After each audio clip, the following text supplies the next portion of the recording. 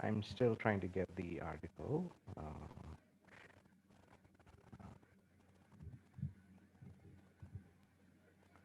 Okay. Yeah. What I'm going to do is it's because it's from the Foreign Policy magazine, and I have cut and copy pasted it. Um,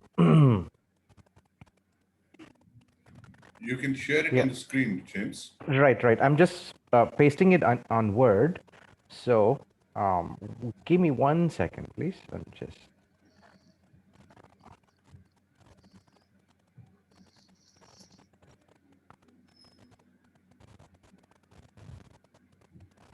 I think it's really hard to understand power politics when we're Oh, not really interested in power. That's one thing. Yeah, yeah. One thing about Laura is, I mean, she studies power and everything about it, but she's not interested in it. So probably same goes with me too. And so and probably it's about 1 second.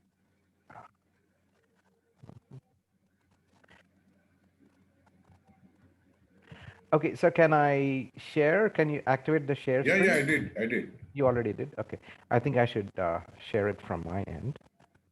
Uh,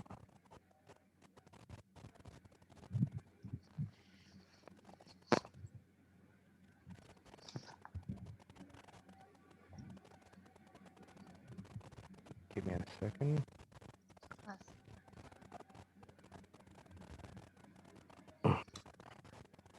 I copied it and I forgot to paste it, so it's getting pasted. Okay, here it is. So basically, what I would like to say before we start getting into this article is about that, as you know, politics is all based upon economics. And so we wouldn't be having this discussion if hadn't Chinese economic policy hadn't gone off on a tangent, and then it has become such an economic superpower. If it hadn't been, we wouldn't be discussing this. And this discipline of international relations is all about how states behave with each other. When it comes to differentials in their capacities, capabilities, studying those aspects, and the impact each nation state has on other states. So when a nation state it becomes an enormous economic superpower. These differentials automatically increase a lot. So this is basically, the study of international relations, and this is how the discipline of international relations kind of started, understanding how states behave with each other. Uh, Also, probably, also we gain more strength because I see that Laura is already laughing there. Is also because they were trying to understand why white people went to war with each other in World War II.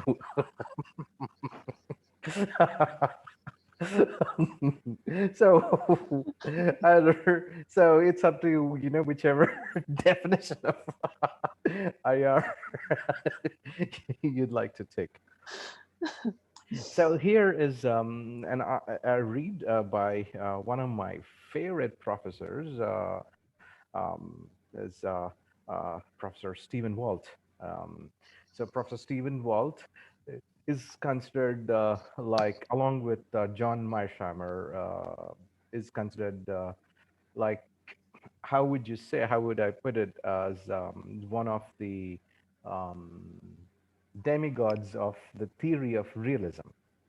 So the discipline of IR is all based on many theories, and understanding these theories is like studying different religions, because these theories have taken on they're like a theology in themselves. Each theory is a theology in itself.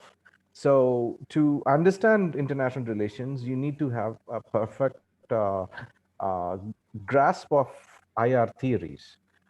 Unless you understand the theories first, it's very difficult to understand, what actually is happening. And Stephen Walt, Professor Stephen Walt, is all about the theory of realism.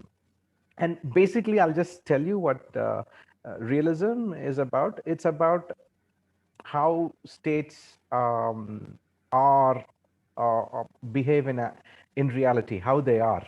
It's all about actual realism. It's about actual power, and you have other theories like neorealism and liberalism, neoliberalism. Neoliberalism is again different to the economic aspect of what we keep discussing in our talks, but this is again a different aspect. In IR, neoliberalism means something else.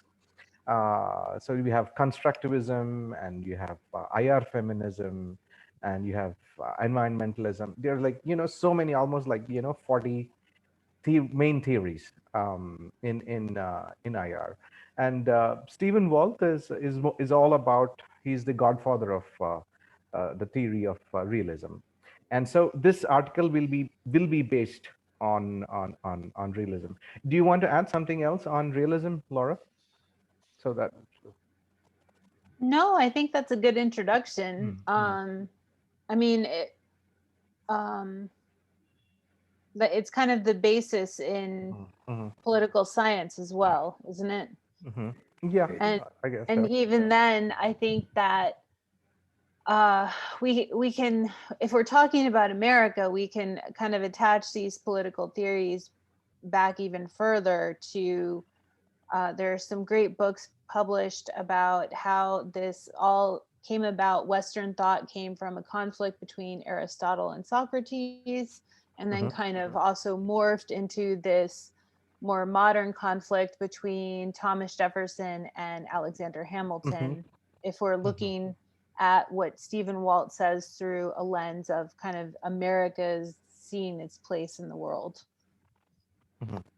Yeah, yeah, and so, Laura, the way we go about these, we usually have a couple of these readings every week. And suddenly, when I saw this, I thought, okay, we should call Laura. She would enjoy this.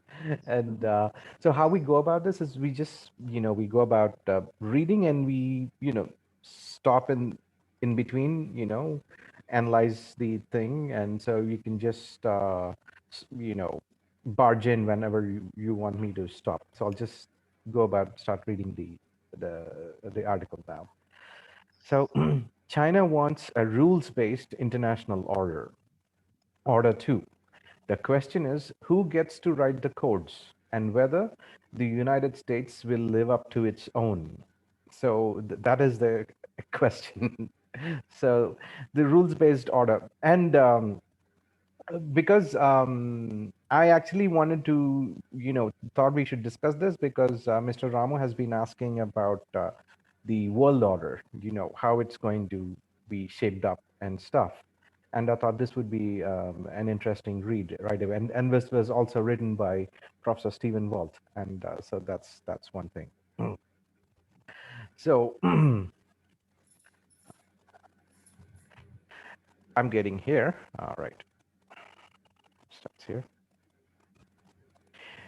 A ready ability to use the phrase rules based international order seems to have become a job requirement for a top position in the US foreign policy apparatus. One need look no further than Secretary of State Anthony Blinken's opening statement during his recent meeting with top Chinese officials.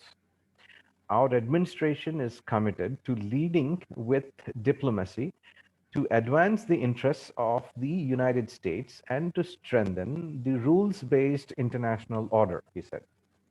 The alternative, he continued, is a world in which might is a world in which might makes right and winners take all. And that would be far more violent and unstable world for all of us. China, he seemed to be saying, is not only out to dismantle the US led order, but also out to bring back the days of might makes right. So when we discuss rules based order, we need to also look at the various treaties of the old. Um, I'm suddenly forgetting the one of the key treaties, Laura. Can you just Well, well, Westphalia yeah, was the yeah, main yeah, one mentioned. yeah. Starting with Treaty of Westphalia in 1648. Sorry, yeah, Treaty of Westphalia, wherein this is with the Treaty of Westphalia, the the concept of international relations sort of started because that is when the the most deadliest war ever that ever took place kind of culminated with the Treaty of Westphalia. The 30 Years War in Europe is considered the most deadliest war ever because Europe's land was considered to be soaked with blood, and um, the it ended in a way the regime of the Catholic Church, and also which also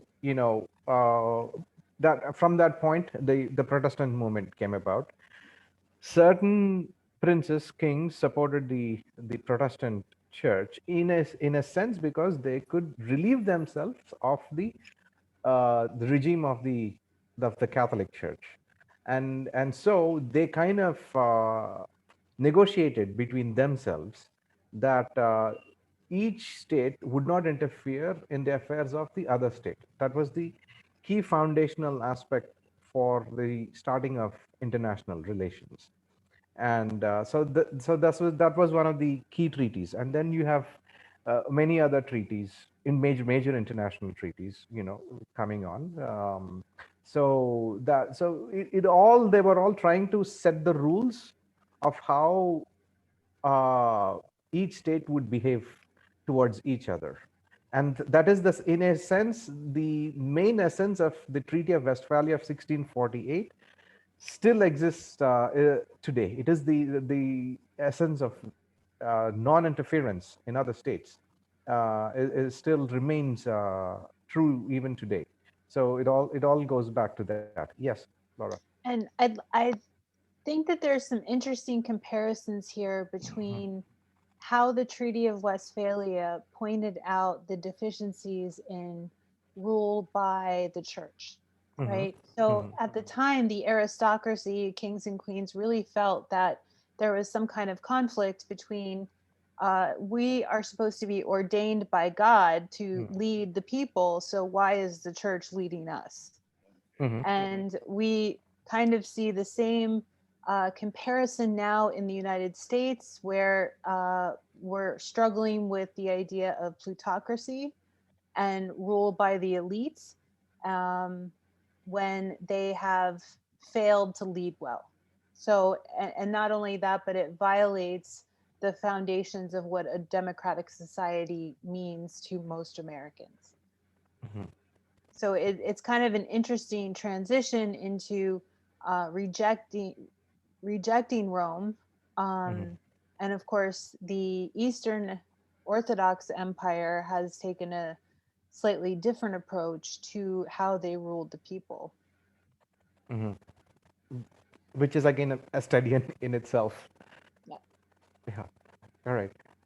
So it is from this point of Treaty of Westphalia, 1648, states have been, more or less trying to establish, a rules-based order and so on and so forth. And then you had the French Revolution and Napoleon, changed everything.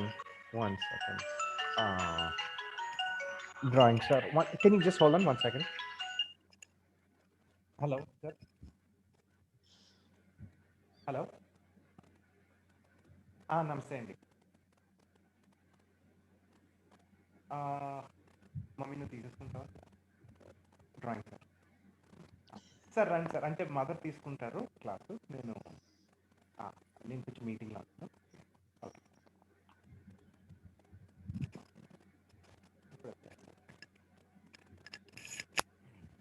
Yeah, sorry about that.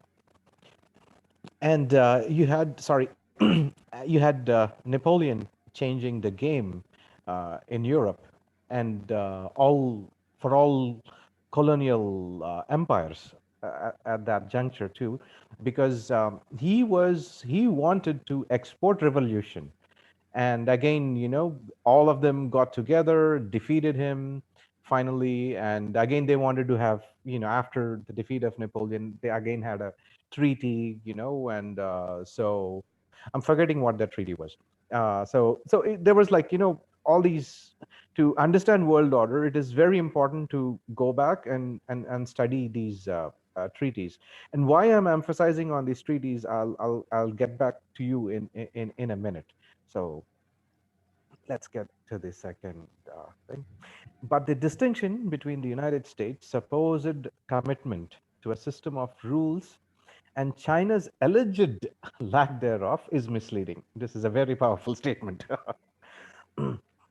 in at least three ways.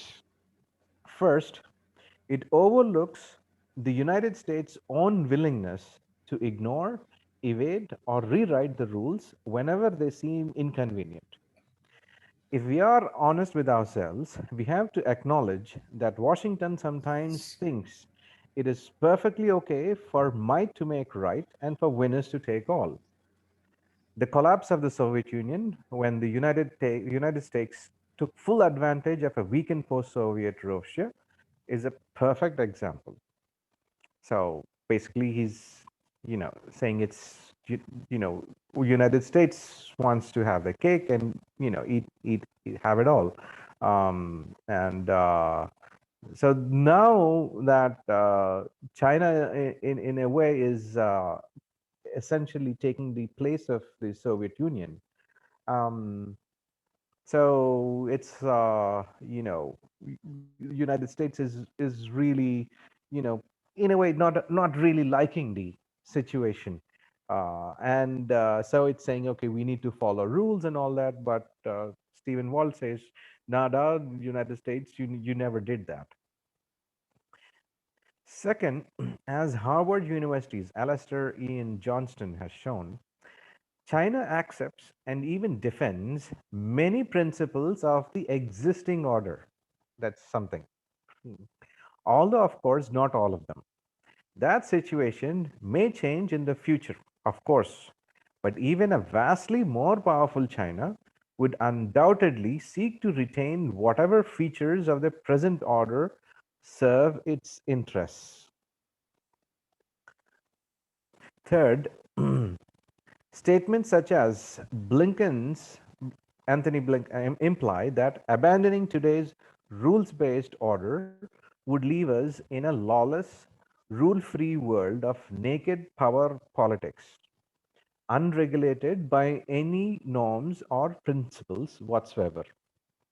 This is simply not the case. Scholars of widely varying views understand that all international orders, global, regional, liberal, realist, or whatever, require a set of rules to manage the various interactions that inevitably arise between different polities. So he says he's simply refuting Anthony Blinken's statement here, Stephen Walt. He says he doesn't accept that. And one more thing is that there, whatever the situation, there, Stephen Wald is saying that there has to be some set of rules. Even so, it could be opposing to US, but the opposing side would still be following a set of rules to engage with each other. Because if states need to engage with each other, they need to have a certain amount uh, of, of of principles, sets of protocols. They have protocols, all that they need to follow. Without that, states cannot engage with each other. So when we are talking of, some of the existing rules that China is still following or still accepting. I'd like to talk of two things here. One is the Bretton Woods system, and one is the George Marshall Plan. When you're talking about the world order and order, a rules-based global order, um, we should immediately look. We were looking at World War II, and before World War II culminated, even before World War II ended in 1945, I think the Bretton Woods system was formulated in 1944. Laura, I think it just happened just before World War II ended. I believe so. Yeah, I think, yeah, it was because I remember, because about 40 nations came together to formulate a monetary policy between themselves. Yeah, That is, mid, yeah, this but, was, yeah, go ahead. but it ended when we started disassociating currencies from the US dollar, Yeah, or right. from gold, I believe. Right, from gold. You're right. From gold, yeah. That happened in 1971. But it is important to understand the Bretton Woods system, because they were trying to put together the a rules-based order for how financial transactions takes place, how the economy moves between all these countries, and how the United States basically wanted uh, the currency of each country to be pegged to the dollar, pegged to their gold.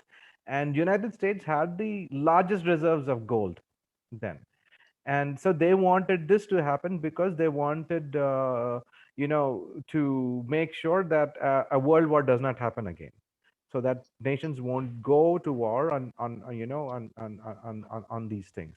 So they were trying to put together a rules based system for financial transactions, and how each nation state formulates its economic policies and all that. So this was the Bretton Woods system. Even then, Soviet Union, did not ratify it. Soviet Union also said, like, no, this is going to be a hegemony of the United States, and that we're not going to be part of it. But still, the US was able to put together a good number of states, and they were able to ratify the Bretton Woods system. I think this is how I remember it. So that was that. And after that, we had the Marshall Plan. So Ramagar, have you heard of the George Marshall Plan? Yeah, yeah, yeah, yeah. Yeah, George Marshall was the Secretary of State at Correct, that. correct, Yeah, correct. after after the World War ended, and immediately they put a reconstruction plan for Japan, all the major countries in Europe that got devastated by the World War II, and Australia, and all that. So this was the George Marshall Plan. So they were trying to put together an international system by having these treaties, and this all culminated in the setting up of the United Nations. And as Professor Kopsev always kept reminding us, the UN is a military organization, not a peaceful organization. And so likewise, all these organizations, the United Nations, WTO, or the organization which is in the news lately, the World Health Organization, and you have the UNESCO, and you can name a number of organizations. All these were set up post World War II for the functioning of a rules-based global order. So these organizations take on the role of ensuring that states have some have some form of they're able to follow some set of rules. So we have that then also the Bretton Woods system. I think it culminated in the World Bank. I think so. I'm not sure, but you have World Bank. I think it was the IMF. Sorry, not the World Bank. IMF, yeah. Yeah. The Bretton Woods system culminated in the IMF, and then IMF is part of the World Bank, or is it different? I'm not sure. This I believe they're two separate I entities. think so. All right. Uh, kind of like one is more focused on monetary and the other one might be more Mm. focused on fiscal. Mm-hmm. Mm-hmm. I'm not entirely sure. Oh, all right. So anyway, all these institutions have, were set up, or have been set up by more or less by the strong backing of the United States, and this aspect of looking at IR, international relations, is known as neoliberalism. So whereas the world order is run by institutions. So this is where why what Trump did by exiting these institutions was such a big deal to people who understood what was actually happening. Uh, so what's your nana? Okay, right. So we come back to now. I think he gets back to into theory now. Examples can be found throughout the international relations literature. 44 years ago, theorist Hedley Bull again is like one of the top realist theorists. Hedley Bull defined an international society as a group of states bound by a set of common rules. And the University of Chicago professor John Mearsheimer recently referred to international orders as an organized group of international institutions, which we were just talking about, which he says are effectively rules that the great powers devise and agree to follow. The statesman Henry Kissinger argues that all world orders rest on a set of commonly accepted rules, and the Princeton University professor G. John Eikenberry's many works on the US led liberal order all emphasize its rules based character. The political scientists Beth Simmons and Hein Gomans agree, writing, any intergroup order must be defined by rules of group membership and political authority. Even skeptics of the liberal order, such as the scholar Patrick Potter, acknowledge the role that rules play within that system, while emphasizing how the United States has used its superior power to compel other states to comply with the rules it prefers. Laura, you want to take a crack at that?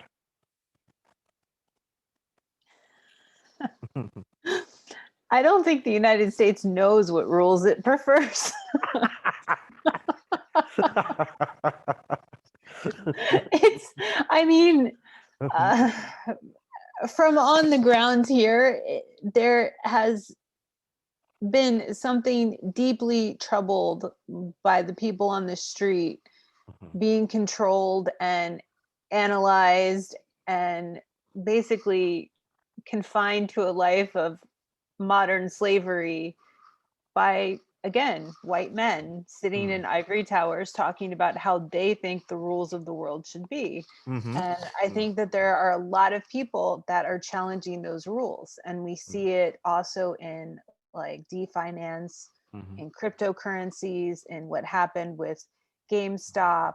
Mhm. I'm not sure if you guys are aware of that, but social media and technology has started to really challenge Exactly. Mhm. the structures of the Western economy. Mm. And it's also a lot of people on the ground starting to really understand that democracy means that they don't want their economy controlled by these people. They don't want their entire lives Mhm. controlled by, Mm. less than 1% Mm. of our country.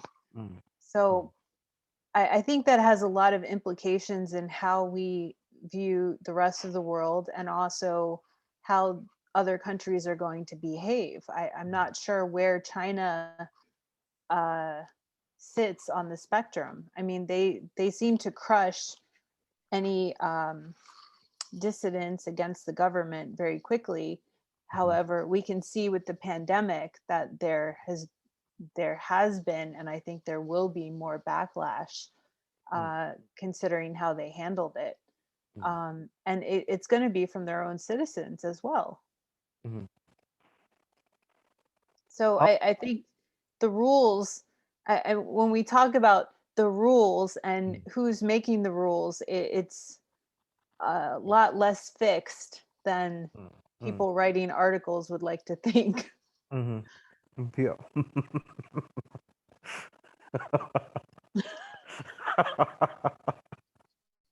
Maybe this is why I'm the outlier in the US, right? Harvard wouldn't go near me with a 10-foot pole.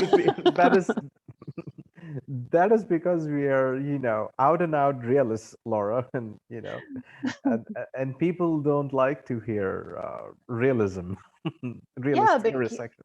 Yeah. can you be a realist when you are ignoring 99% of the global population? Yeah. That's just, Yeah. I don't think that's realism. That's just being naive or colonial. That Yeah. It is, we're, it is, it is, Yeah. it Yeah. we're is, it still is. trapped in colonial mindset, and all of the kind of evils of the British Empire were really adopted by America, and we are just as bad, if not worse. We might be worse. Yeah, of course. You are the whole of America is migrates from US or UK, isn't it? You will be definitely worse. Not all of us. I mean, Most of them, probably your yeah, forefathers.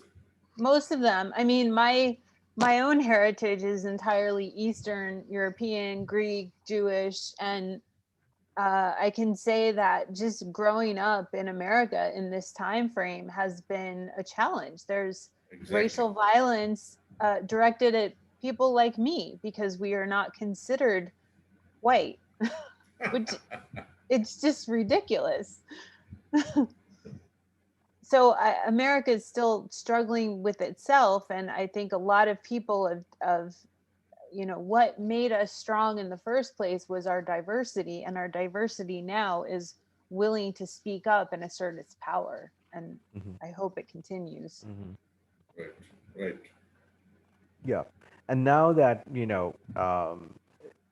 US is unable to impose anything on China at the moment, because it's trying to set up its own kind of IMF with the Shanghai Corporation cooperation.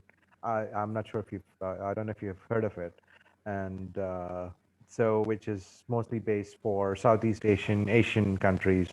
Um, so they're doing things like that, and there's no way they're able to punish China.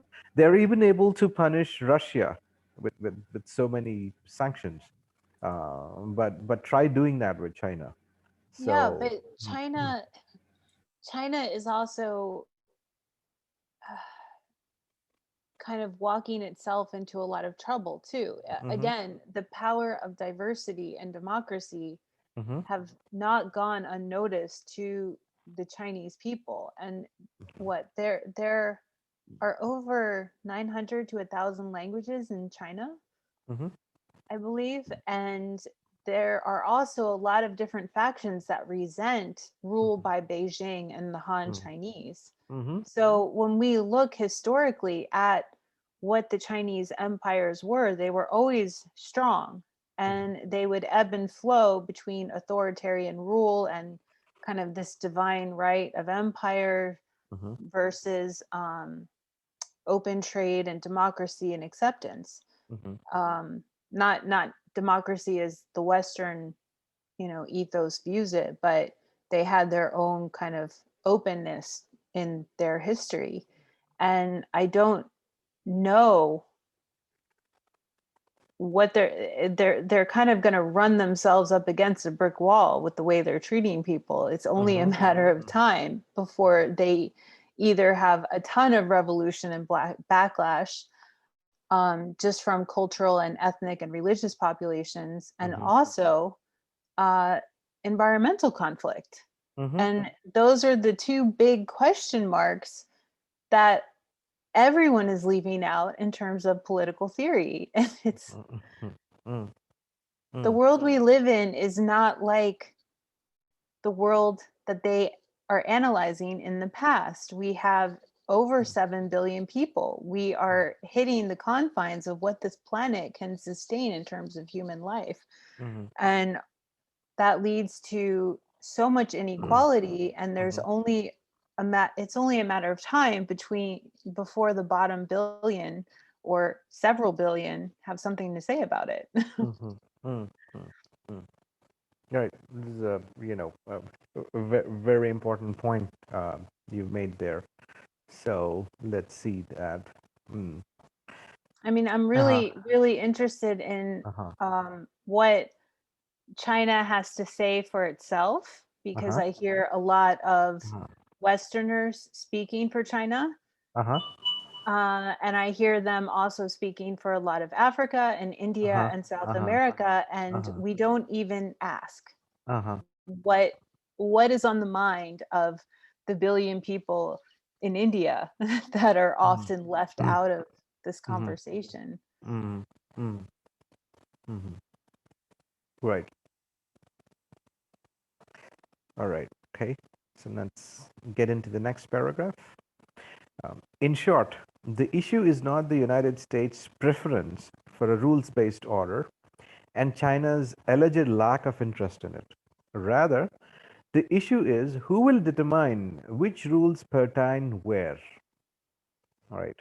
Or, as Iran Corporation's Michael Mazar recently put it, at its core, the United States and China are competing to shape the foundational global system, the essential ideas, habits, and expectations that govern international politics.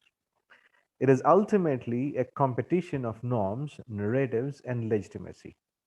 So I think legitimacy plays a real important role here, and U.S. has taken a huge beating in that sense in the last 4 years. Um, so so there is going to be, and as still U.S. still has something to offer to other states, and in terms of ideological basis, just as Soviet Union did before it collapsed. But what Well, does China have to offer in terms like that? the thing that keeps the US in the conversation is it's innovation. We're constantly pushing the envelope in technology, environment, things like that. Right now, China has stolen a lot of it, but they are starting to develop their own. So again, it's something to watch, because I think that whoever is going to, if we want to look at it through the economic lens, whoever is going to have the most amount of people participating in the economic system and the financial system is going to be the winner.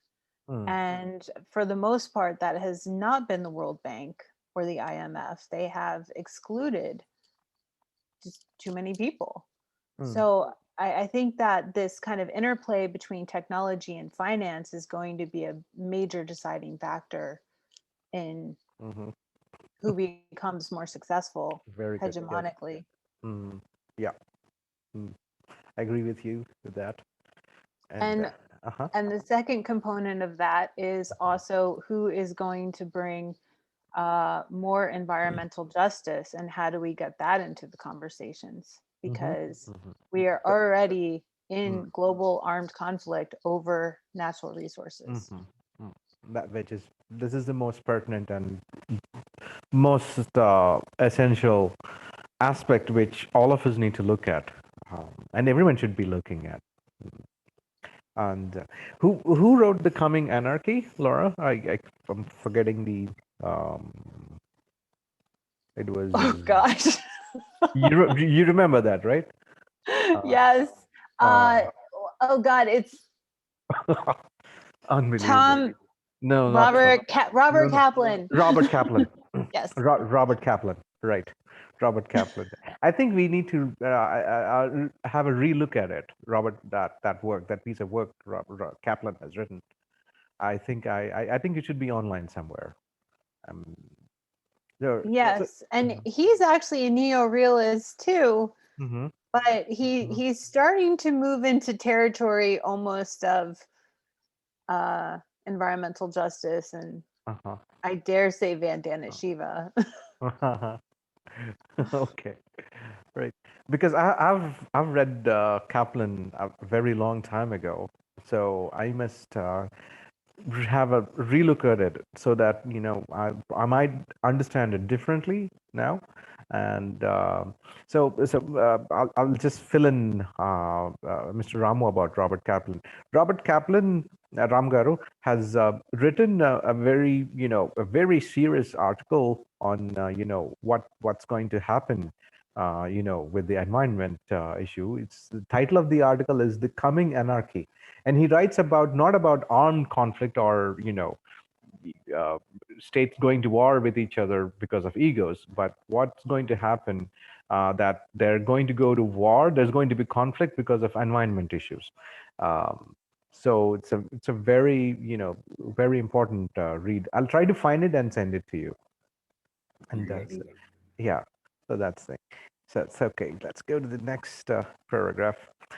The differences between the American and Chinese conceptions are relatively straightforward. Okay, let me read that again.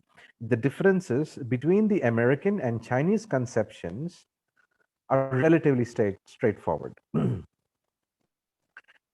The United States generally prefers a multilateral system, albeit one with special privileges for some states, especially itself. That is at least somewhat mindful of individual rights and certain core liberal values. This is what just Laura was talking about. Democratic rule, individual freedom, rule of law, market-based economies, and so on. Right. So these ideals may be applied imperfectly at home and pursued inconsistently abroad. But the US commitment to them is not just empty rhetoric. Among other things, it underpins US efforts to persuade or compel other states to alter their own domestic arrangements. Not surprisingly, the United States also likes many existing institutions, the IMF, NATO, the World Bank, the reserve roll of the dollar, to name a few, because they give the United States greater influence. Right. Hmm. Okay. So I think we just discussed this thing just now, and I'm going into the next paragraph. By contrast, China favors a more Westphalian conception of order, right? One where state sovereignty and non interference are paramount, and liberal notions of individual rights are downplayed, if not entirely dismissed. So, we were just discussing this part. This vision is no less rules based, right? Okay. So, here's where, Wall says, okay, this vision is no less rules based than the United States. He's not saying whether this is right or wrong. He's saying that this is still rules based insofar as it draws on parts of the United Nations Charter, and it would not preclude many current forms of international cooperation, including extensive trade, investment, collaboration on vital transnational issues such as climate change. China is also a vocal defender of multilateralism, even if its actual behavior sometimes violates existing multilateral norms. Nonetheless, a world in which China's preferences prevailed would be different than one in which the US vision proved to be more influential. Hmm. So more or less, they still, both the U.S. and China have s- still uh, some visions of which where they're not in conflict at. But still, it's about hegemony. Who's going to? China believes that U.S. Does not want it to become the hegemonic power, and so it will do everything it can to ensure that the order which United States is trying to impose is does not succeed. I think it's more about that. So it's. I think this is all realist theory. What Walt is talking It, about. it is, and Uh, I mm, mean they're leaving out again some mhm, major mm, conflicts of human morality, mhm, basically. mm, mm, mm, I think there are a mm, lot of people around the world questioning what right does the nation state have mm, to murder people mm, and oppress them. mm. And we see this in China with the treatments of Tibet, of the Yes. Uyghurs, of Hong Kong. Mm, mm, And also, unfortunately, now we really felt that in the United States. mm, mhm, And we see it ongoing through George Floyd.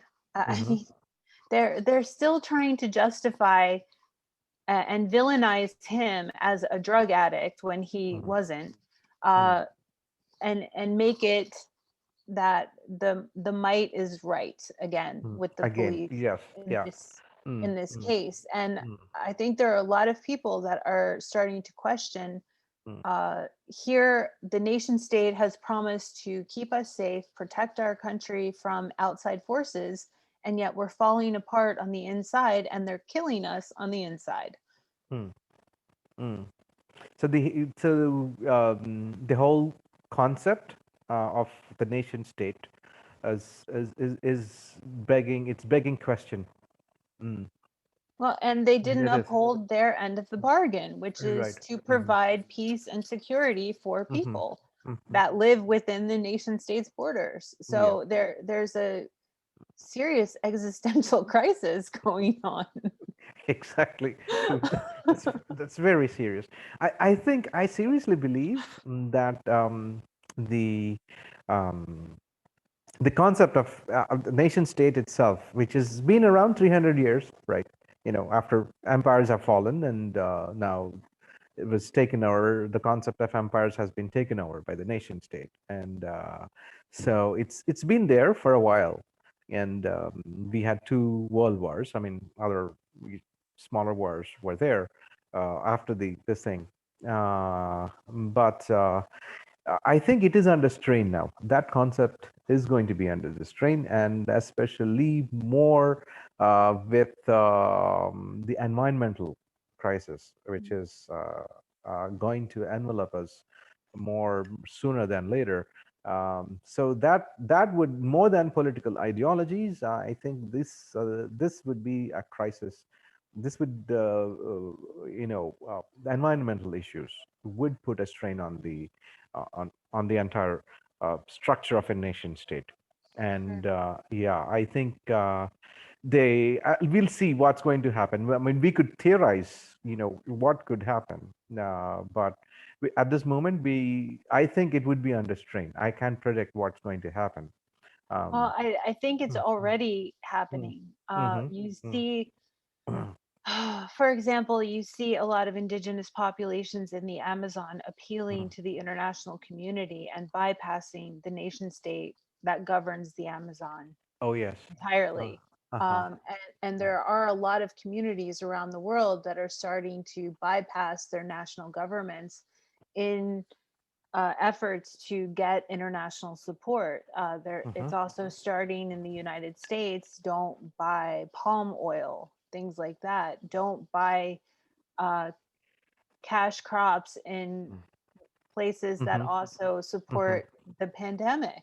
mhm, Unfortunately, coronaviruses were not the first kind of environmental impact of the corporate agricultural system. Mhm. And there are a lot worse viruses out there. They just Mhm. haven't gone pandemic. And Mhm. I think that a lot of people are starting to wake up to the fact that what they put on their table matters. Mhm. Um, and there's also a whole kind of industry and rise of smaller companies that are trying to go for fair trade foods and beauty products Mhm. and kind of tackle that corner of the markets. Mhm. Mhm. Um, they're much more focused on having diversity rise instead of corporations or nation state. Mhm.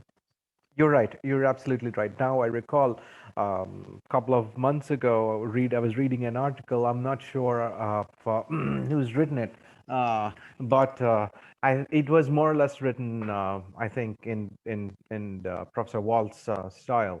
The article was basically giving um, you know the amount of you know impact of the global impact of Amazonian forest, and and Amazon forest a couple of months ago was just totally being destroyed by fire.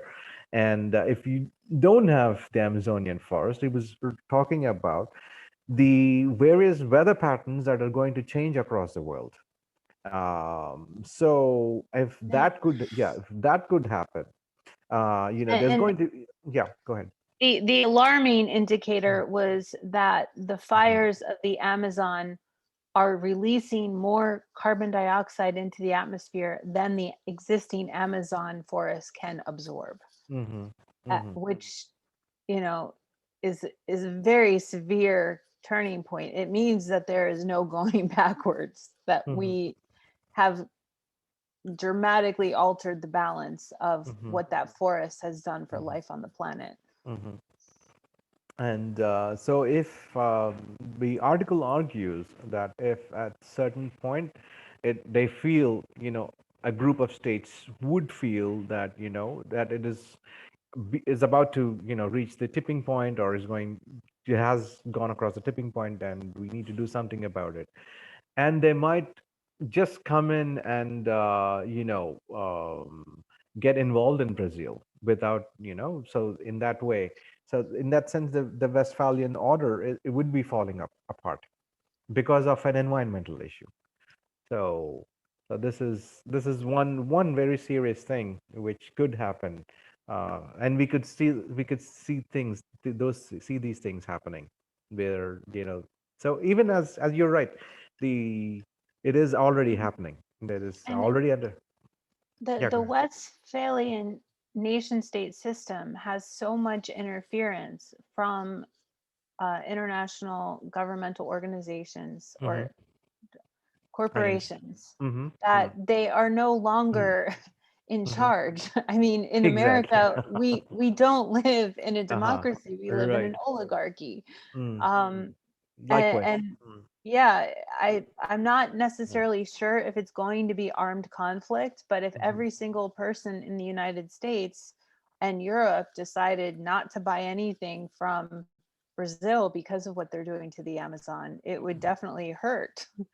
Mhm. um, Mhm. Mm. we'll kind of see what happens with the social media and the media Mhm. around that. I'm not Mhm. entirely sure. It's very hard to Mhm. also Mhm. get agreement over what people should do because there are far too many people that are comfortable in their day-to-day norm and Mhm. not willing to make changes because Mhm. it affects a faraway place. Mhm. So it's yeah. Mhm. Mhm. Yeah. Okay, let's get to the next paragraph. I don't know which of these two visions will win out in the years ahead, but a few observations are in order. First, if you think the United States and its closest allies are going to write all the rules themselves, think again. International orders inevitably reflect the underlying balance of power, And China's rise means that its ability to shape some of the rules or to refuse to go along with rules that it rejects will be considerable. Okay, we kind of discussed this already. Second, and following from the first point, no single power can write and enforce all the rules of an order.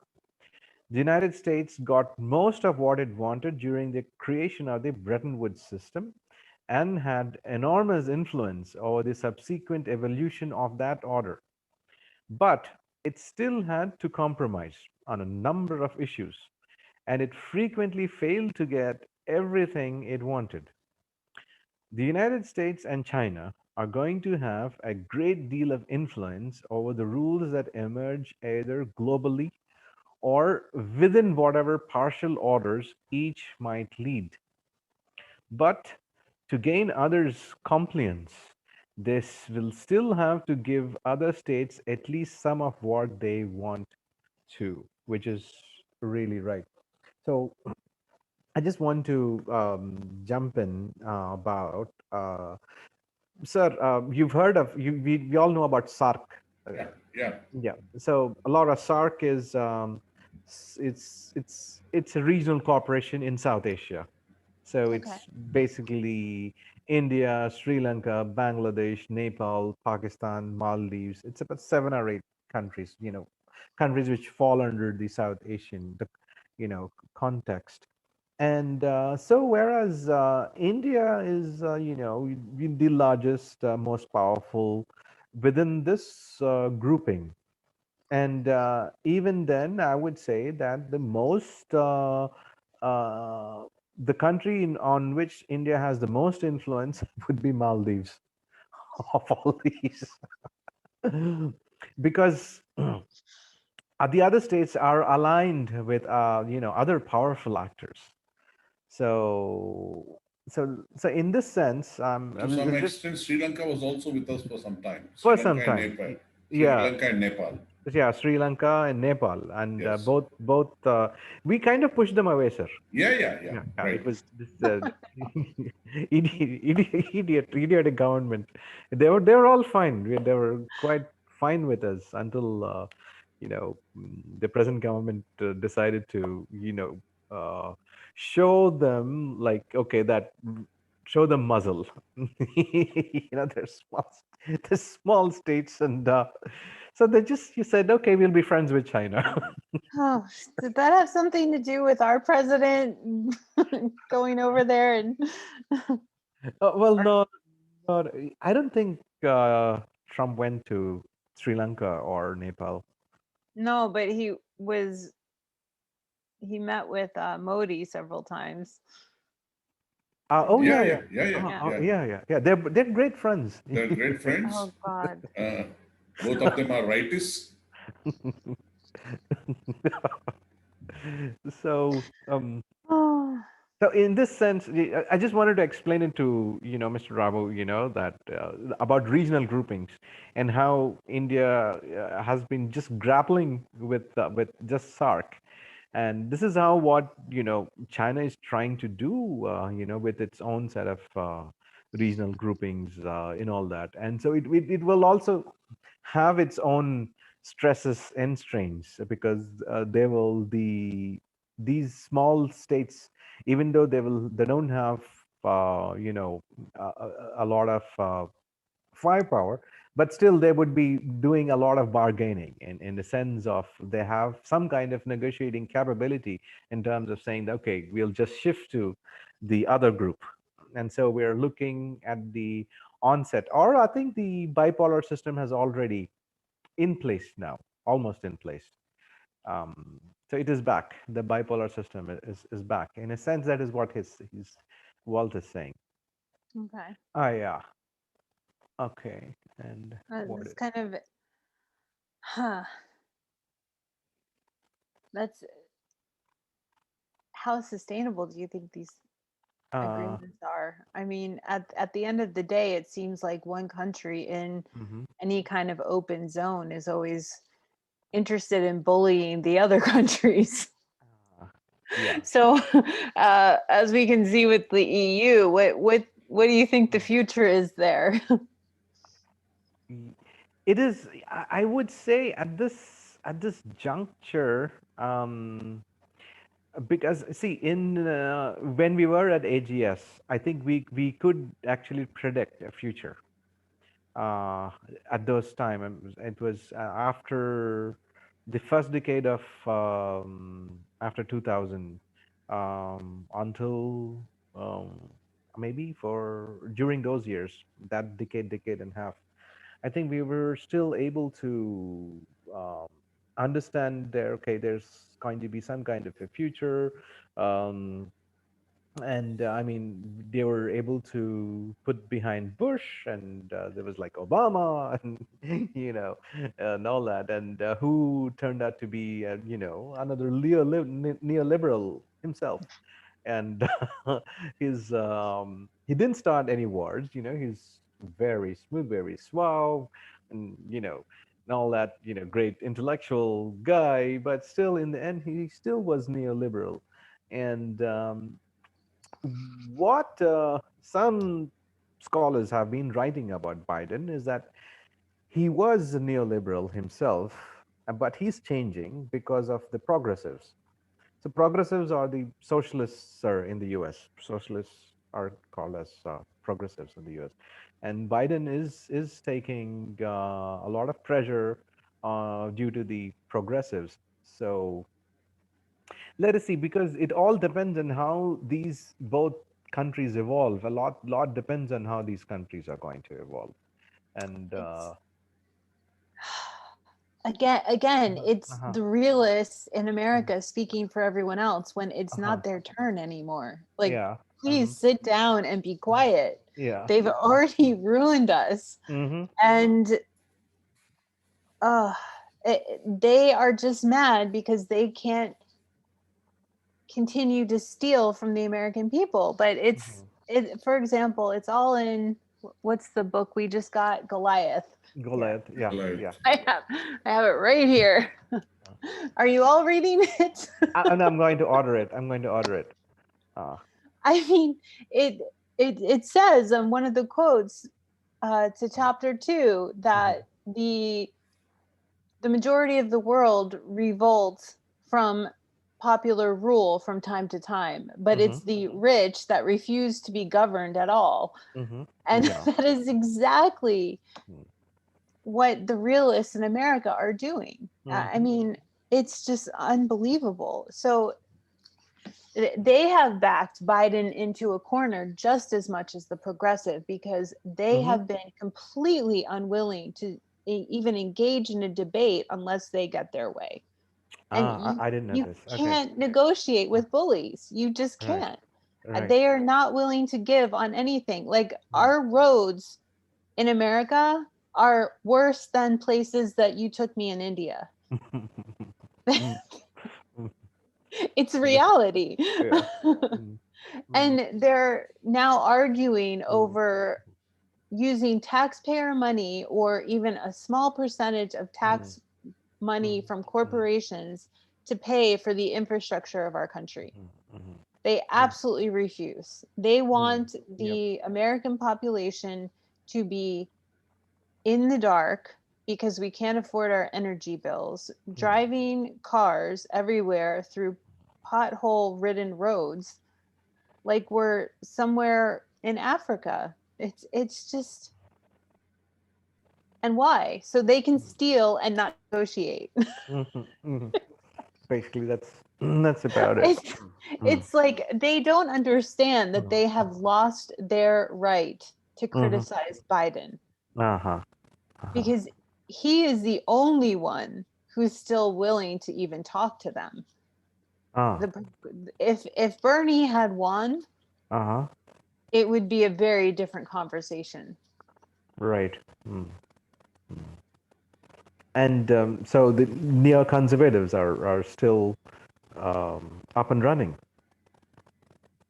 Oh yeah, and I Ah. mean even Do you want to quickly tell about neoconservatives to Ramu? um Brief, uh, just like 2-3 sentences. Just give him. God, which context are we talking to? Economic, do you mean? Say, Or say it's both. Give it the economic and foreign policy. both. Oh, okay. We've really had like layers upon layers of a Yeah. return to conservatism in the U.S., both with religion. I mean, Mm. bringing up abortion debates, all of these things that the United States thought that it handled in the 60s and 70s Mm. have now been revisited. Mhm. And I think the root cause is really the Electoral College and the fact that we are not a representative democracy. So there, I live in the South of the United States, and there has been so much gerrymandering and control by conservative factions. They can't even call themselves Republican anymore. The departure from the Republican Party and fiscal conservatism has been so dramatic that it's kind of it's gone back to Jim Crow days or Mhm. even the days of slave owners. Mhm. And there are so many different tensions economically, racially. Um, they've declared war on the intelligentsia, which it's almost like they want to be like Stalin or Lenin and kill off anyone with higher education Mhm. and just dive into authoritarianism. So the neoconservatism is as far right as the Taliban, Mhm. and the thing Mhm. is that the far reaches of the right in the US are mimicking our worst enemies, which Which in sense like no one is ever talking about this is the thing which I see the same thing that that the far right the neoconservatives are as same or are equal or to the Taliban, um, but more people need to be and talking about it. they keep saying that the Democrats and the progressives have created that backlash, but I'm Mm, really struggling to mm, mm, understand how, because Biden is still trying to open conversations. He's always trying to go across the aisle. mm, That's kind of his key word. And there's just nothing he can do. There's so much interference. I think it's also really important to mention the media control. We know that the Russians have hacked the Department of Defense. We mm, know about Russians and other countries planting fake news just across the board. mhm, And I mean, the amount of people that believe QAnon or the fact that Bill Gates is going to somehow implant a microchip in the COVID vaccines is just mm, it's astounding. yeah. Yeah. The numbers, I mean, okay, people believing that stuff, I mean, okay, that's not surprising, but the numbers that are believing this stuff is Yeah, and astronomical. I mean, enough to put a guy in the president's office. That's the and numbers that are believing this kind of fake news stuff, all this the ridiculous. irony is Mm, mm, that all of these rural areas and small towns where people or very conservative churches where mhm, people are more inclined to believe these kinds of things, mhm. they're the ones that have suffered most at Yes. the Uh-huh. conservative fiscal policies. Mm, So under Trump, they gave a lot of bailouts, and all of the money was going to Trump's friends, to Mitch McConnell. And there was something in there about agricultural policy because mm, we've had the price of food mhm, skyrocket here, which is something that most Americans are just not used to. Um, and all of the money in Trump's bailout for agricultural businesses went to the largest farms. And mm, literally, the farmers mm, are getting together in Iowa. They're already owned by corporations, um, and talking about, well, we don't even know how to spend this kind of money, but we're sure as hell not giving it back. And we're sure as we're uh-huh. definitely not going to create more jobs, Mhm, or mhm, the goal is to consolidate their power as much as possible. And it's just Yeah. all of these people that have been marginalized by conservative politics are somehow the ones who are most vulnerable and most believing. And they still believe that they're going to shape the narrative for what America wants to be. And they don't understand that they've already kind of lost. Right. Great. Great. So let's get back to the next paragraph. It is third, China's emergence and to a much lesser extent, Russia's regional sway gives other countries more options than they had during the unipolar era. We were just talking about the countries, states having more options. Iran may be suffering mightily under US sanctions, but its recent oil and investment deal with China reveals its ability to reduce the pressure somewhat without making additional concessions to the United States. So you know the deal, how much the deal is worth between Iran and China? It's No, it's it's no. $400 billion, sir. Oh my gosh. Wow. Yeah, yeah, yeah, yeah, yeah.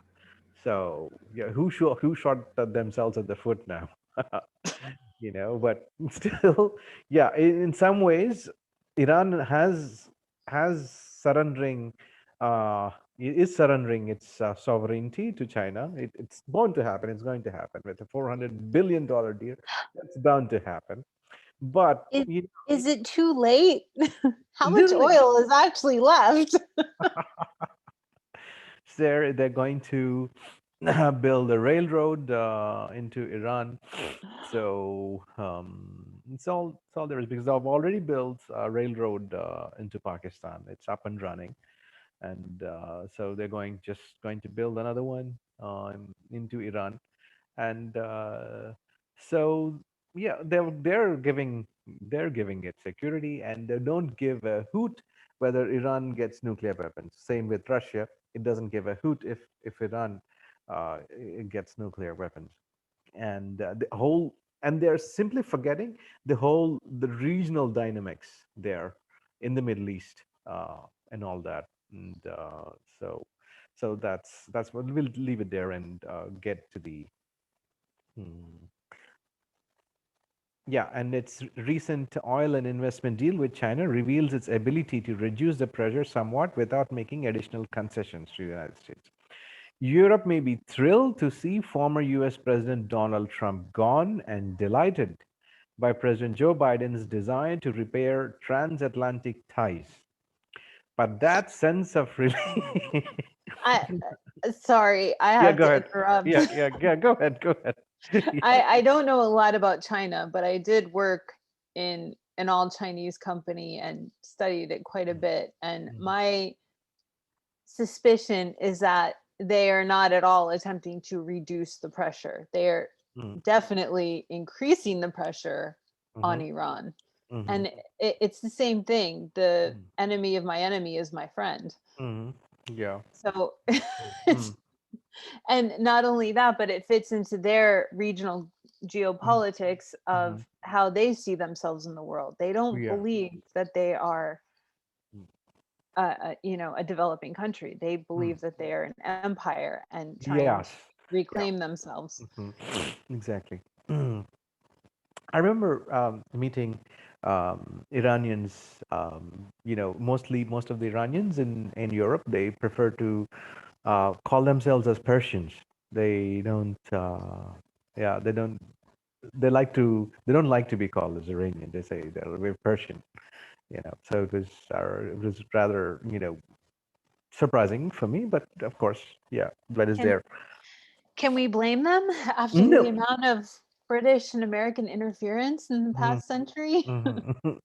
I mean, Yeah. they too were the seed of great empires. Oh, of It's course, absolutely. Persian civilization was something else before the Islam thing took over. They've It's like, it was the thing, it was the language, it was the language of the courts across South Asia, not just Iran, you Sure. know. So, and still they have, probably their the remnants of their civilization, their palaces, their forts, and all that. I don't think they're matchless. They're equal to Egypt and what survives of Persian civilization, and probably more than Egypt in some ways, Persepolis and stuff. So yeah, so. And delighted by President Joe Biden's desire to repair transatlantic ties. But that sense of relief hasn't led Germany to cancel the Nord Stream 2 pipeline. So this is very important. This has been going on for the past 15 years. The Nord Stream thing, have you been following it, Laura? Nord Stream. No. Uh-huh. So, it's the pipeline from Russia to Germany. Okay. And yeah, and US really, really doesn't want Germany to have that. And so they have a Nord Stream 1, and again they have the Nord Stream 2. Um, okay. And so uh, because kind of the images, like EU and the US are like hand in glove on so many things. It's like the how multilateralism works, all that. But Germany goes ahead and does a deal, and it's going ahead with the Nord Stream 2. And Ha- yeah. have Yeah. you both read this? um Sir, I was asking if I left this book at your place. No, no. Yeah, I didn't get. Yeah, yeah, yeah. Have you read it though? No, no. I lost Okay. that book among all my. Okay. Yeah, I need to. Yeah, it's on my list. I need to order it again. I'm ordering it again. Sir, I'll send you the link to that book. We need Sure, to. sure. Please Yeah, do that. Yeah. Laura has been, berating And me to read it. please read it so I have somebody to talk to. It does dive into Mm, a lot of the history between Germany and Russia and kind mhm, of their love-hate relationship. And mhm, they will always Russia always seeks to ameliorate its relationship with Germany, to maintain regional power, particularly in um, Central Asia and Asia. However, it's always kind of a losing battle for Germany just because of their size, and their sphere of influence is just not as mhm, large. mm, Um, mm. so it should be interesting, but they definitely change their opinions very quickly. Okay. And also, Germany to cancel the Nord Stream pipeline didn't stop EU from signing its own investment deal with Beijing. Okay, right. You need to underscore that. EU has signed its own deal with Beijing despite US requests for a delay, and isn't going to convince Prime Minister Orban, Viktor Orban, to bring liberal values back to Hungary. That's at your corner, Laura. You need to take it up about Orban. Please Oh, enlighten us about Orban. oh, or I've been reading about him, but I would prefer you talk about Orban a bit. again, it's Eastern Europeans having some kind of Mm, existential crisis. They suffered at the hands of the communists and mm, Russia for so many mm, decades. And now it's almost like a little bit of Stockholm syndrome. mhm. They Yeah. feel safer under the captivity of Russia than kind of plunging themselves completely into the liberalism of Western Europe. Mm, Um, so Orban is extremely conservative. Um, he's in conflict with the mayor of Budapest, who's very liberal. Uh, I'm not really sure where most Hungarians sit, but the problem is that Hungary is not the only Eastern European country that has clearly sided with Russia on the side of this kind of geopolitical maneuvering mm, again. mm, mm, Belarusia has as you know, Mm. become a great friend to Putin. Mhm. And once again, Russia is kind of making its way westward. Mm. Turkey Oh, that's again your Turkey will be an interesting voice in yes, this. yes. Again, Uh, they've gone a lot more conservative uh-huh. than they would most people in Turkey Uh-huh. would like. Yes, yes. Um, Mm. but again, they can't get rid of Tayyip Mm. Erdogan, who Mm. again has a love-hate relationship with Russia. Mhm. So all of this is highly unstable, and Mhm. that's really the only thing I can make of it. Mm. The book talks about how this same geopolitical positioning, this game of chess, led Mm. to World War One, Mm. um, which is very concerning. Mm. Yes, yes, yes. In a sense, because we always kind of studied that, um, that, sorry, we were always kind of taught, I mean, we learned that World War One, World War Two, they're not two wars, that, it was one long war because Yeah, they it's an split out. extension, that's all. Yeah, yeah, it's one long war and all that. And a lot of, but this kind of felt that a lot of issues they were able to, you know find solutions to these things. And then at that time they didn't have all these INGOs, the international organizations, IOs, and all that stuff. And all the multilateral institutions and stuff, checks and balances to put in place to stop another war. But I'm not sure now, the way you're talking, how Hungary is having a Stockholm syndrome and all that. It looks like, again, we're getting back to this strain, that the point I was making earlier, that the nation state is under strain. And It is. yeah, so when you look at, especially again, Turkey itself, again, it's like it's in an existential crisis of its own, because they still think, I mean, not all people in Turkey, but a good number of them still think in terms of empire. And so that is what is happening. And Putin thinks of empire. And they haven't, it looks like I mean, they really gotten out of the hang of the empire thing. And No, and uh, I think a major asset to the United States was that it had an open dialogue with Turkey for quite a long time. And the mhm, Turks really viewed themselves as a separate empire. They are mhm, Turkic people. They speak mhm, Turkic languages, that they feel that their sphere of influence should extend all the way to Uyghur territory. And mhm, they want to work with China, but at the same time, they will not mhm, tolerate China's mhm, stealing information. mhm, Tayyip Erdogan was mhm, actually the first global leader to uninvite China from a NATO mhm, conference, mhm, because they knew that the Chinese would come in and try to steal all mhm, of the technology and mhm, weaponry mhm, for the mhm, military. mhm, And no one else has been able to stand up to China in in that kind of mhm, publicity. mhm, But now that the United States has ruined its relationship with mhm, Turkey, it really makes me wonder.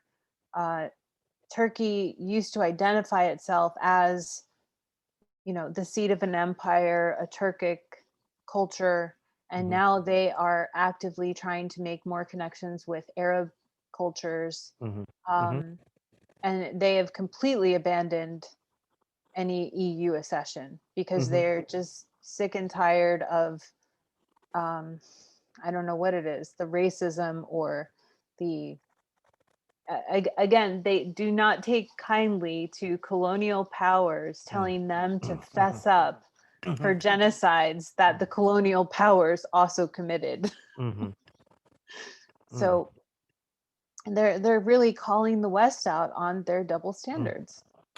Yes, Yes, that is really interesting with Turkey because in one sense they don't have the Arab identity. They're Turkic. They're very particular about it, Yes. about this about being Turkic, and then apart from Erdogan standing up to China, he also blasted one of Russia's jets in Syria. He was probably in a very long time, in a couple of decades, like a country blasted a Russian jet, a Turkish jet attacked a Russian jet and blasted it. It was it totally. You remember that episode, right? Yeah. The Yeah, yeah yeah. and to be honest, I mean, both countries are proceeding so hesitantly that Hmm. they're still inclined at this point to come to an agreement over Hmm. any They kind have of to. They have mistakes to. like that. Yeah. So to really look at this, I mean, you should see the maps of the region: Black Sea, the Bosphorus, and all the way um, to Crimea. Uh, what's that sea called, Laura? Um, Caspian yeah, no, no, not Caspian. Caspian is or a little Black? Black Sea. There's Black Sea. Yeah, Black Sea, and that's where the Russian which fleet of Russia's is there? Oh my goodness, Uh, I'm a little jaded. I haven't been, I'm forgetting the Russia's fleet in Crimea, in it's in it's based out of Sebastopol Sevastopol, mostly. Yeah. The Sevastopol fleet. Actually, Yeah. one time I really wanted to write about. I wanted to write an article on Sevastopol. The title of the article was Sevastopol Strategy of the entire the geopolitics surrounding Russia's annexation of Crimea. Uh, so anyways, that's for another. We'll still keep it that thought tagging for later. Okay, so let's get back to the article. Uh, so yeah, in a sense, again, sir, we just want to say that the Turkey's role here again is it's all again extremely unstable. Uh, so because in one sense also it wants to be a leader of the Islamic world. It wants to Correct. retake over the leadership of the Islamic world in The that sense. caliphate. Yeah, they want the caliphate back, and It so. it it really views itself as above the caliphate, Mm, mm, and it views itself as above how the Arabs have implemented mm, Islam as a religion. Um, Yeah, in a so way, they may be right because the Arabs were always pirates, you know. mm. they were. Yeah, they just they just happen to be on the right side in global conflict. right, Yeah, right, yeah. right. Mm, mm, mm, Yeah, and the interesting thing was that the Turks were very much aligned with Austria-Hungary, which Yeah, mm, true, very again true. fell apart mm, thanks to Russian, mm, uh, the Russian sphere of influence, and also the British and the Russians would kind of come together to take out any area that they felt was becoming mm, too powerful, mm, like Austria-Hungary or now Turkey. So I have no idea what's going to happen. This mm, is the first mm. time. So, just to why we were emphasize on Turkey is because we rarely hear about Turkey in India's news, but it's all over when you read in you're reading stuff about Europe and all that, because this is all over the place. Turkey's all over the place. I'm just going to tell you a story here. You remember Salim Gökçel? Yeah, yeah, yeah. Uh, he was our classmate, sir. Hmm. Laura, you met him? You told me, I you Yes, told remember. me about him. Yeah. yeah. You met Salim? Yes, Uh, I know him. uh, I don't think we were in classes together, but I okay, yeah, remember his name. right. He is um, the grandnephew or great grandnephew of the foreign minister of the last sultan No. of the Ottoman Empire. Oh my Yeah, God. yeah. True blue blood. And he and again this foreign minister was again he was also the foreign minister under Ataturk, President Ataturk. So he saw the uh, from the he saw the movement from empire, oversaw the movement from empire to nation state, and he was there. And um, also is the other as his other uncle is Ahmed Ertugrul. You remember? You know the name of the guy who owns Universal Records? Is No. His name is Ahmed something. He gave Rolling Stones. Mm, the guy, the British Elon Musk guy. Who was that guy? Uh, Universal Music?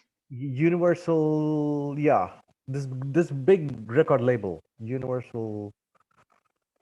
He Whose name? gave. Uh,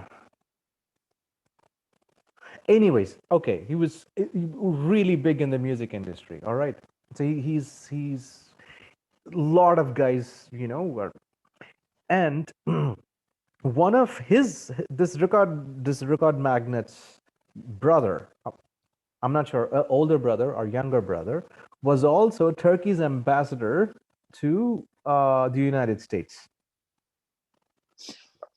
All right, and so in the late 60s and 70s, and so he died in the States. And so when he died in the States, um, what the United States did was they said, because at that time they were quite known because they were all doing this thing between Soviet Union and Russia and all that. So it was a very important figure in U.S. foreign policy circles. So they bought his body in a aircraft carrier from United States. They said, we want to give our respect to this man. I think you understand where this is going. Yeah. So they said, okay, we're going to give great respect to this guy, to this man who's done so much for Turkish American relations. So we're going to send his body back in an aircraft carrier. So in that way, the United States was able to enter into the Black Sea. And with that started it is like from that episode, American military asset was in the Black Sea. From that point onward, the Cold War started. So that incident is considered the starting of the Cold War. So we all read it in history books, but the body belonged to Salim's uncle. so, so let's just so so that's the role we just wanted to. We're talking about Turkey so much because Turkey had such an oversized role during the Cold War, and when you were reading about studying Cold War, Turkey is everywhere, and because they were actually a wall, it was a wall against Soviet expansion, and now all that is spoiled, right? All that relationship is gone, I believe, between. I really Um, I really feel like I was the most blue collar person in Paris, but mhm, mhm. it translated into something interesting when I lived in Mm, Turkey, that's for mm, sure. mhm, mm, mm, mm. So that's the thing, right? As the United States and China compete to promote rival visions for the world order, how are other states likely to respond? Autocratic nationalists in some countries may prefer China's explicit rejection of liberal values and ideas about sovereignty. But Beijing's increasingly bellicose behavior and its willingness to punish others for even minor transgressions has sparked growing concerns about what a more China-centric order might be like. You were just talking about this, Laura. Yeah, I think Mm. this is really Westerners speaking for China because Uh-huh. even though the Chinese military is extremely powerful, they Uh, are very cautious about using it. uh-huh. Um, Mm. and it doesn't fit their strategy. Their Mm. strategy is low profile exploitation. It is Mm-hmm. never open conflict. Mm-hmm. Yeah. So Mm. yeah.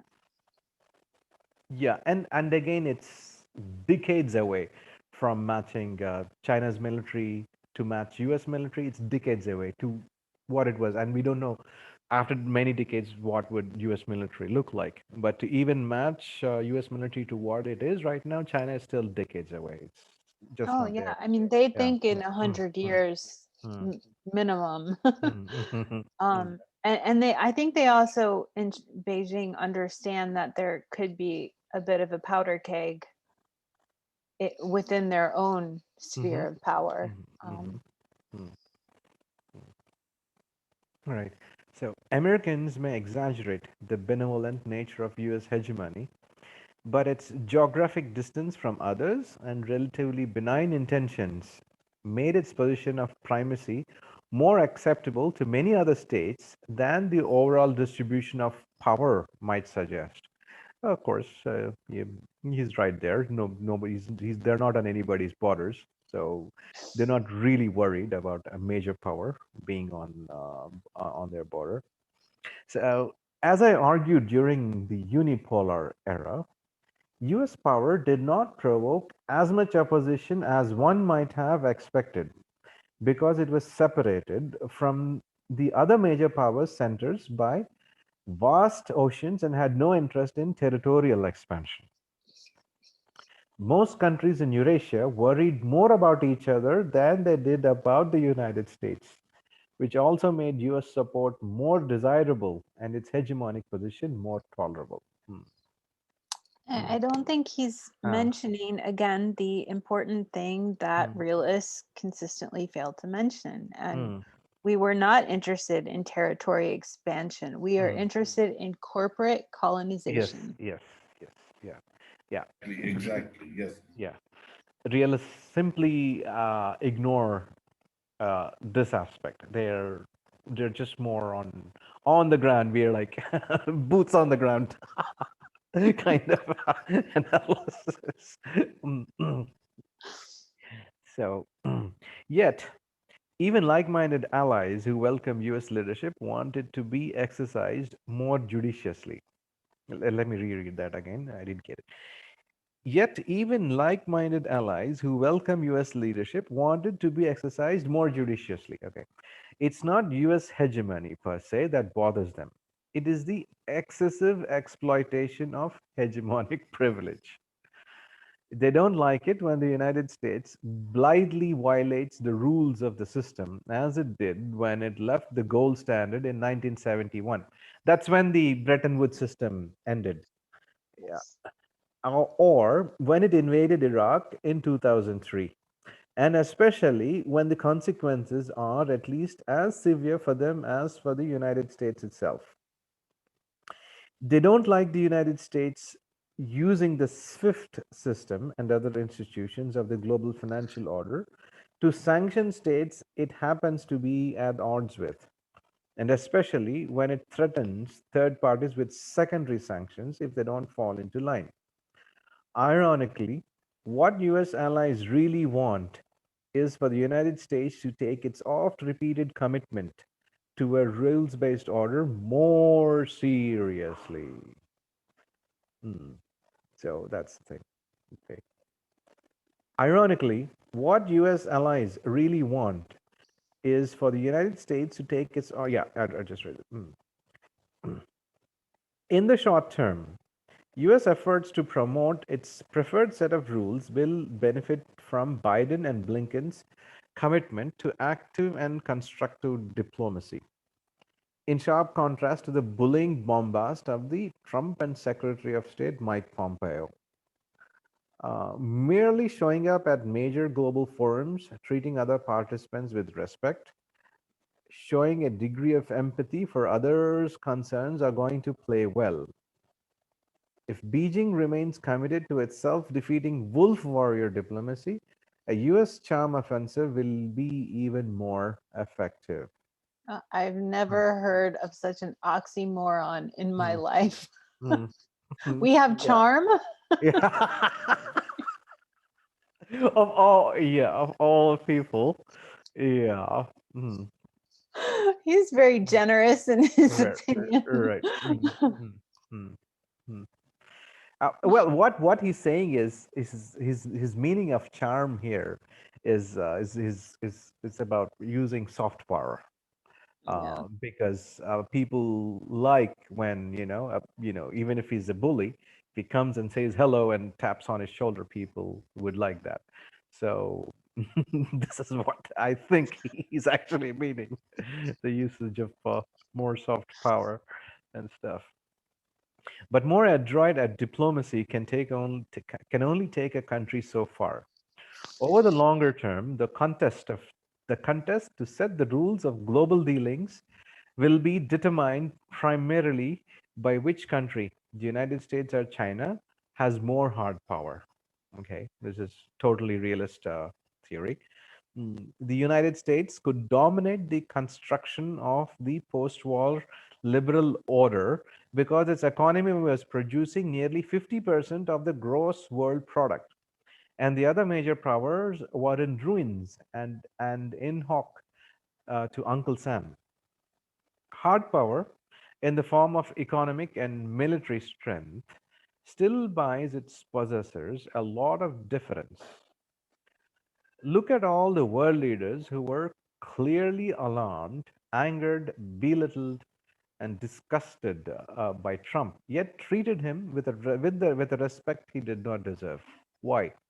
Because the United States was still the 800-pound gorilla, and it made little sense to needlessly provoke its wrath.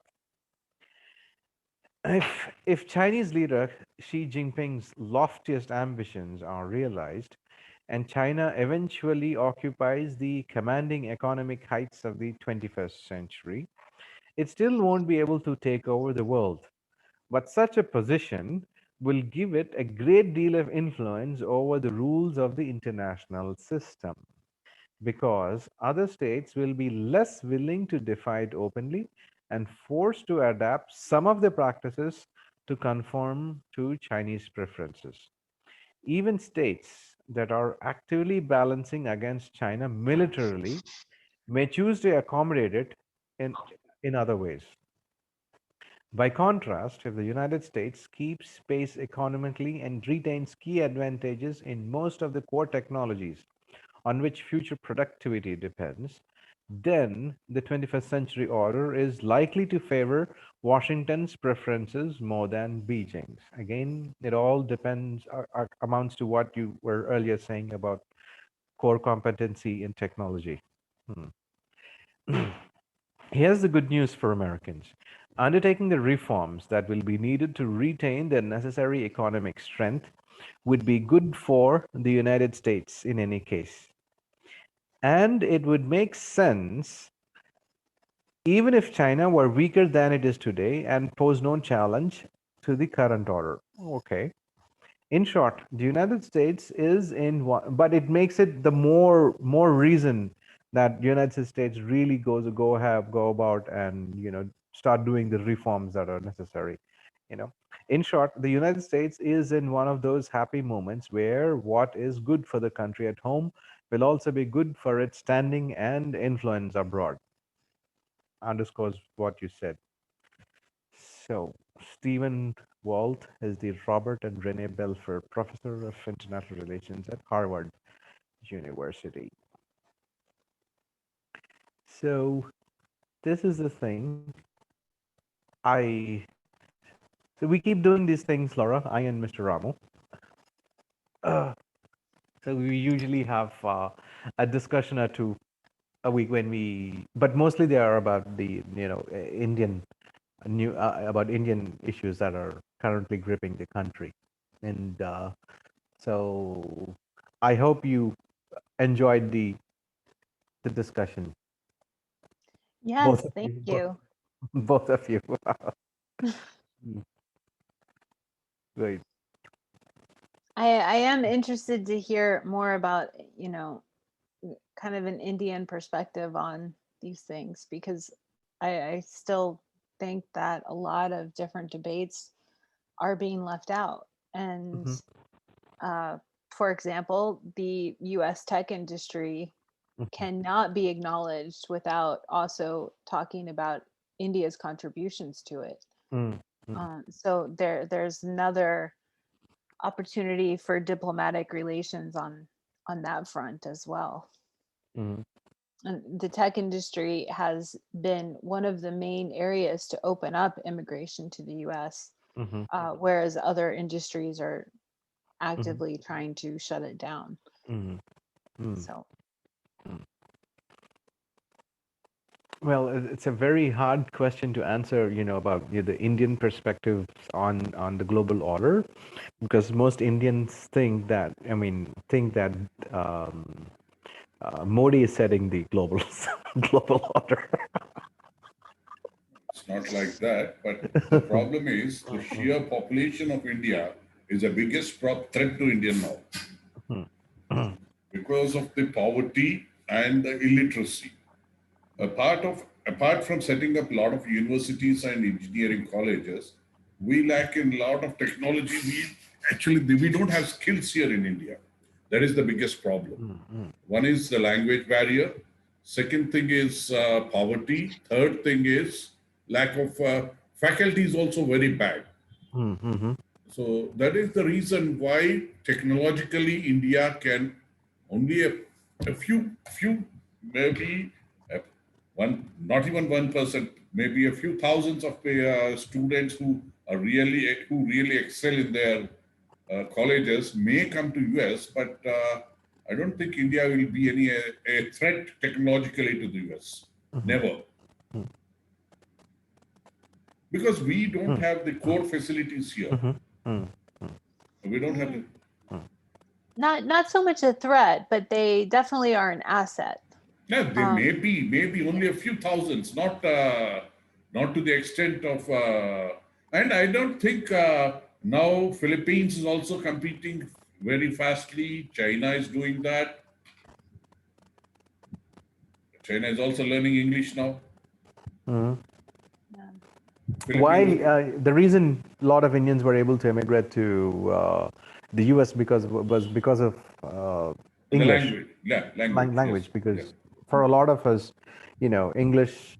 I think me and Ramu are more comfortable talking in English than on our Local language, yeah. local languages. Yeah, It's very hard to understand the local language here, you know. we're more we're more fluent in English than That's I saw that when I was there. That was funny. yeah. So that's one thing, and recently one of our colleagues also, um, I was telling you about her name is Swati. She was asking me a question and something, and I asked her a question back, asking her how many universities are in India and how many universities are in the US. And somehow she thought that we had enough of